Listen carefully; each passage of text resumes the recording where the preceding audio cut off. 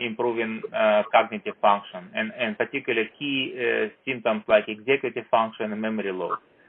But again, that needs to be confirmed in proper clinical trials, and certainly, but there are a lot of evidence and proof of concept probably already established to kind of take this approach as a less risky compared with some other less known approaches. So certainly, calcium homeostasis is a pivotal, as I said, because it's a key second messenger and involved in neuronal circuitry in the brain, and responsible for brain development, cognitive function, and synaptic kind of connectivity on different neurotransmitter level. So I'm fully confident, this is give you enough platform to expect positive clinical trial, but this study needs to be demonstrated. Right.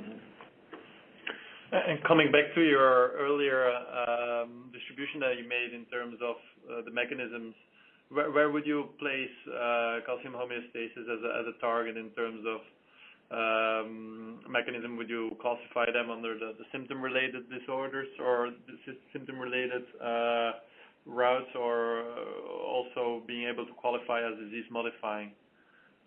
I would say it's both. Good news. Some disease modifiers actually may not change cognitive function, but in that case, it will change. One of the issue,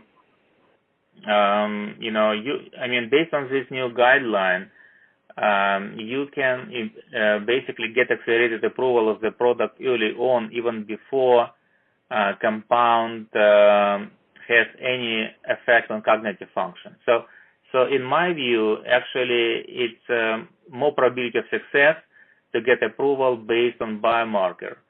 And then probably in the label it says, additional cognitive and functional benefits need to be demonstrated, etc. However, probability of success of study much higher than if you do patients who already have cognitive symptoms, because problem with going to more advanced patients with cognitive symptoms, they already have too much amyloidosis and brain pathology already, and it might not be enough space for additional improvement. So, and if patient does not have cognitive function, you cannot demonstrate improvement of cognitive function. So certainly it's kind of chicken and egg situation. You want to demonstrate improvement cognitive function, you have to go more advanced patients. But probability of such trials are lower rather than go to early patients where there is no cognitive function decline, and probability of such study is much higher. So it just, it depends on what is your strategy.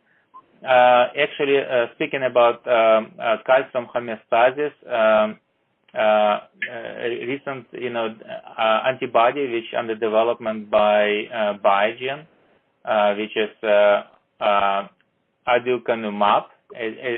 Probably heard about this product, who recently got positive phase 3 results on biomarkers and also cognitive side. This actually product also regulates calcium homeostasis, and this is probably already can be used as a proof of concept for this type of mechanism. Mm-hmm. And coming back to your last point, where you mentioned indeed chicken and the egg, in a way the patient should be sufficiently advanced so cognitive assessment can be made that the patient is deteriorating, but it shouldn't be too advanced either. So how easy or how difficult is it to really identify those patient group right in between? Yes, so it's current knowledge we have on biomarkers actually allow us to identify these patients early on. So it's relatively easy because we have a combination of fluid biomarkers, like we're using